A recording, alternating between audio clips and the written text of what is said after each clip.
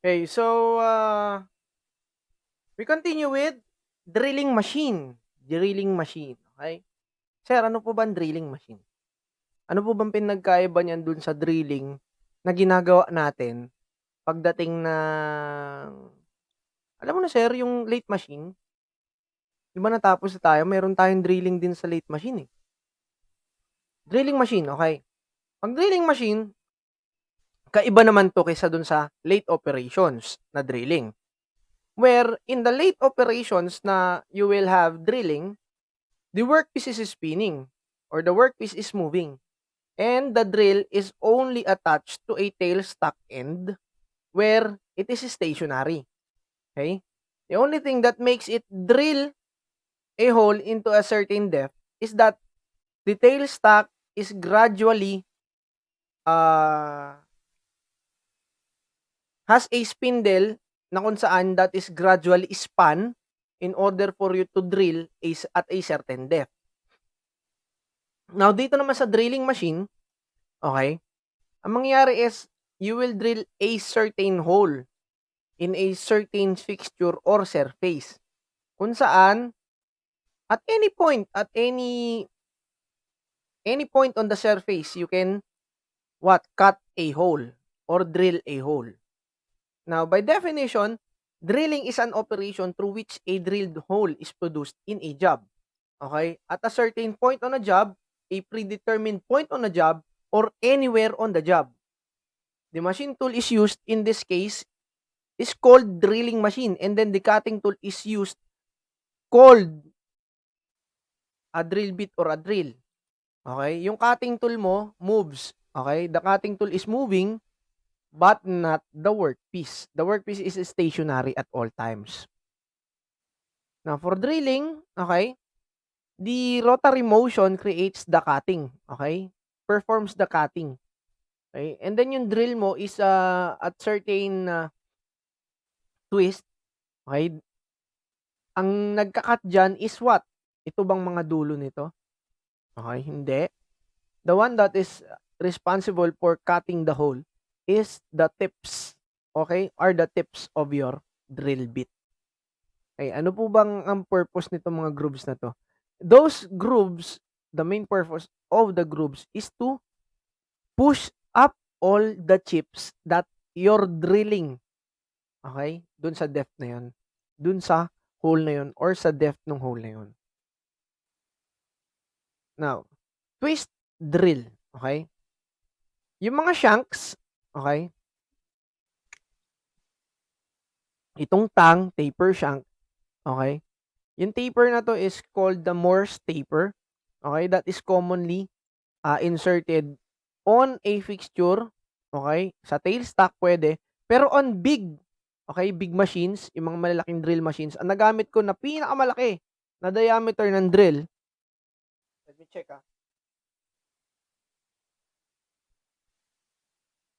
2 inches. Yun ang pinakamalaki na hole na nagawa ko in a single drilling operations.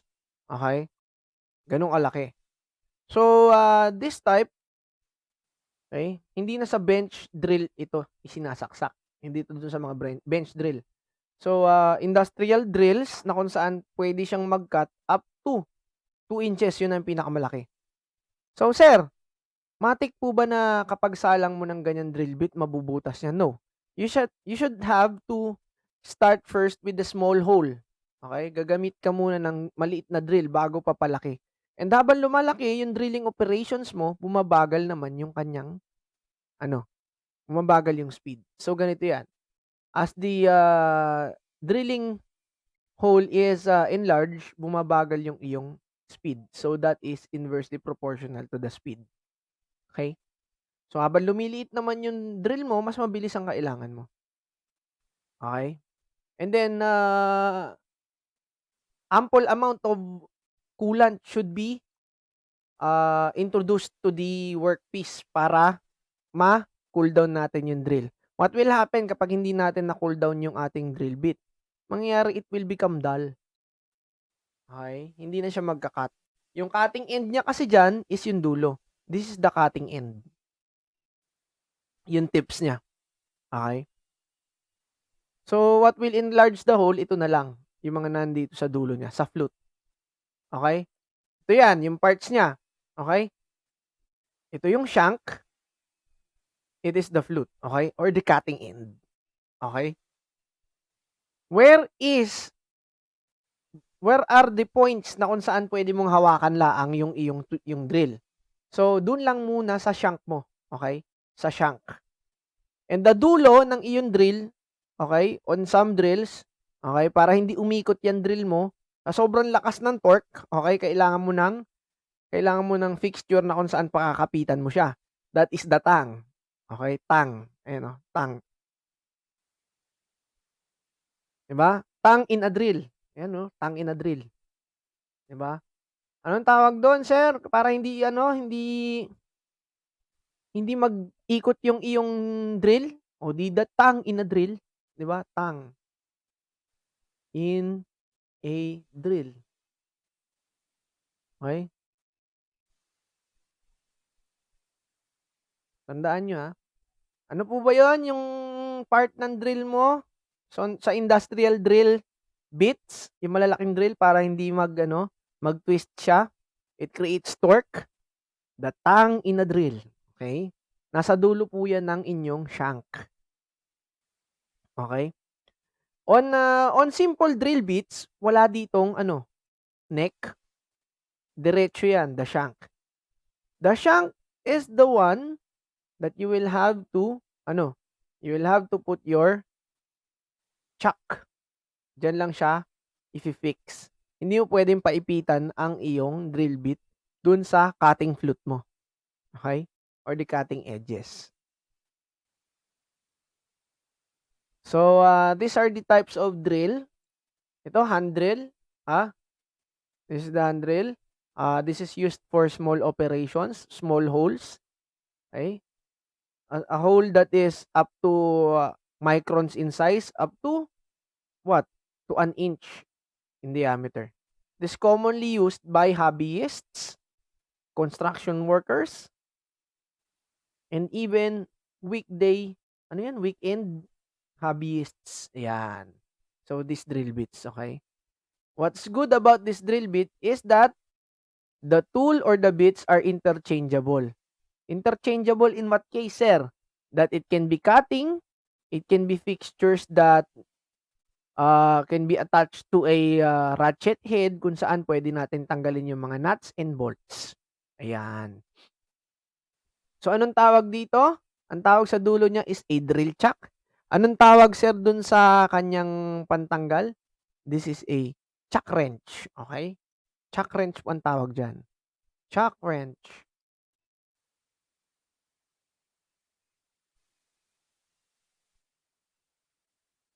Okay? That is for your hand drill. Yun ang kagandahan ng hand drill mo. Okay? Electric hand drill ang tawag dito. Okay? That is good for interchangeability of the bits. It can be cutting.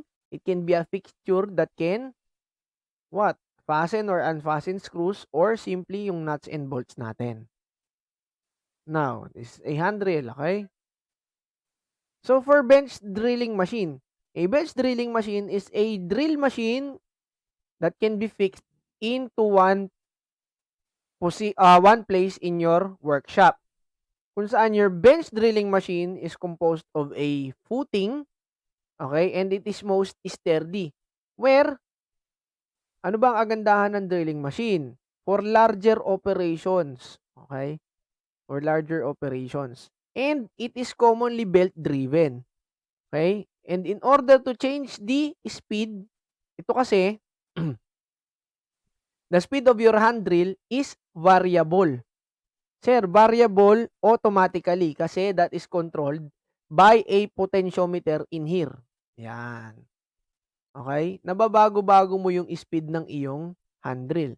Dito, in order for you to change its determined speed, okay? Ang speed nito, okay? This is commonly 4 speed, 5 speed to 6 speed, etc. Okay? And those speed are only achievable by interchanging the belt. Okay? Belt and pulley configuration. meron yan ditong pulley sa taas, okay? Pinabago-bago mo yun. Habang binabago mo yung size ng iyong pulley, the driver pulley and then the driven pulley, nagbabago yung speed ng iyong cutting tool. Okay? That is for bench drilling. Hindi variable yung speed niya automatically.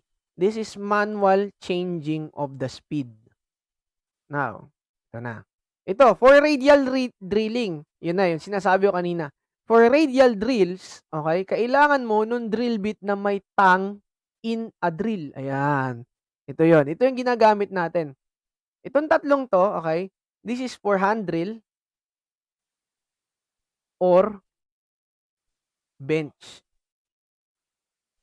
Ito naman, yung may tang in a drill, okay, this is for radial. Sir, bakit tinawag na radial drill? Kasi, tignan mo yung fixture mo. Radial. Kasi, ito yung radius mo. Okay? Bakit naging radius? Radial. Sir, ito po kasi yung radius dyan. Ayan yung radius mo. Ayan yung radius. Okay? Kaya radial. Kasi ito, pwede mong iikot-ikot tong configuration na to. And this one, your spindle driving motor is changing its what? Its distance from the column. And that column holds the entire what? Fixture, okay? Radial arm nung iyong drill bit, okay? And then yung drill bit, meron niyang separate motor dito kung saan doon mo kinakabit yung drill bit mo na merong tang. Okay? Ano kagandahan dito, sir? Kapag meron kang malalaking workpieces na hindi maabot ng iyong hand drill kasi mahina ang power ng hand drill mo, you need more power, and then mahina din yung iyong bench drill, hindi abot yung ganong fixture, gagamitan mo na ng radial drilling. And a radial drilling machine can do what? It can do bigger holes than 2 inches in diameter. That is for the radial drilling. This is for big operations.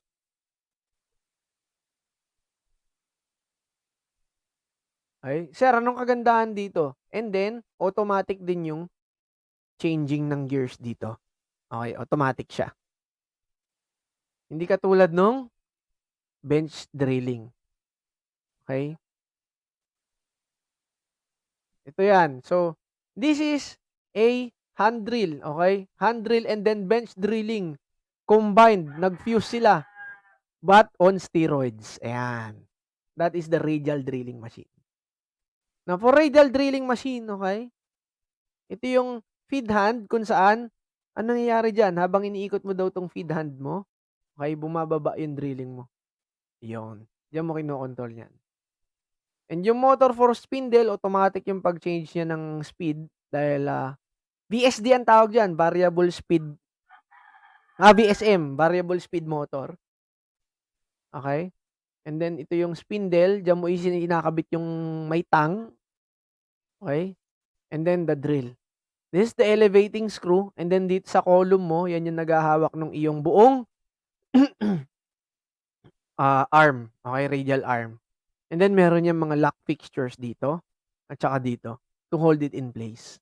And the table, meron yung mga slots kung saan pwede mong saksakan niya ng vise.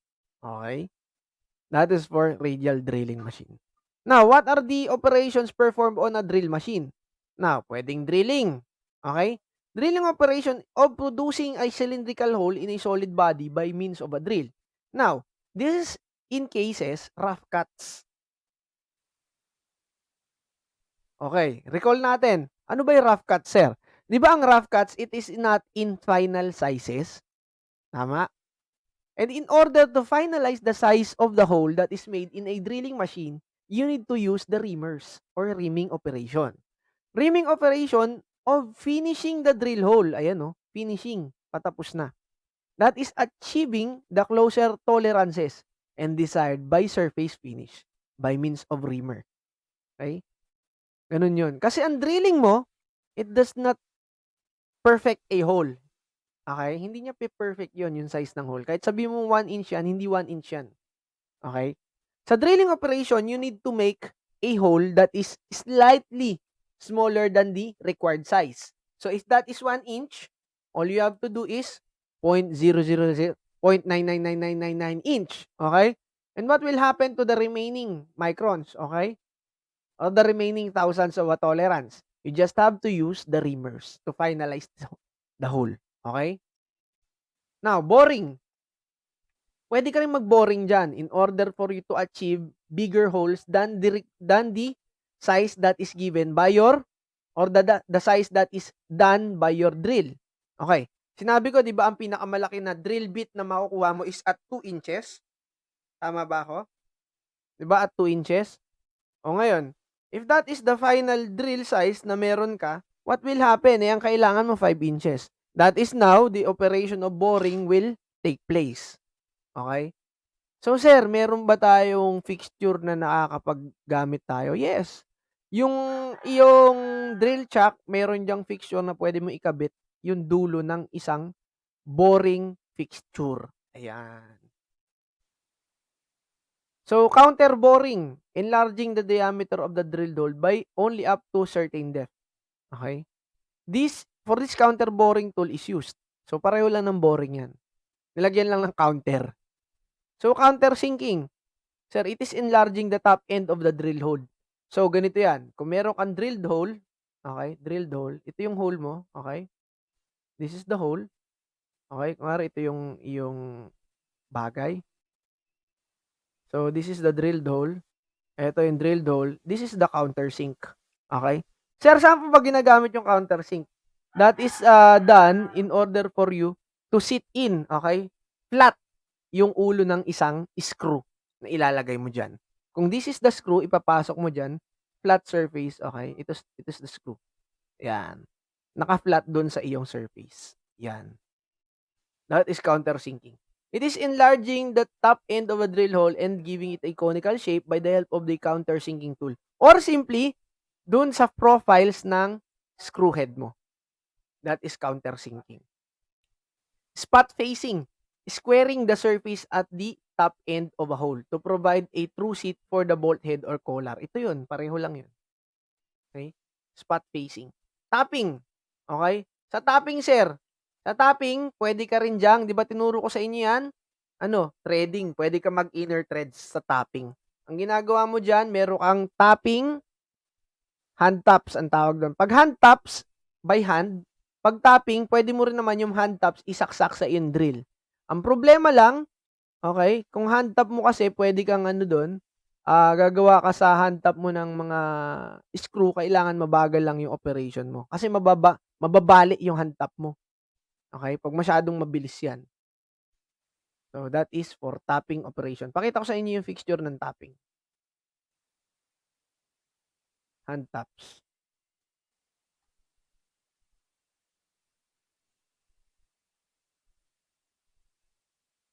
Ayan. So, that is the hand tap.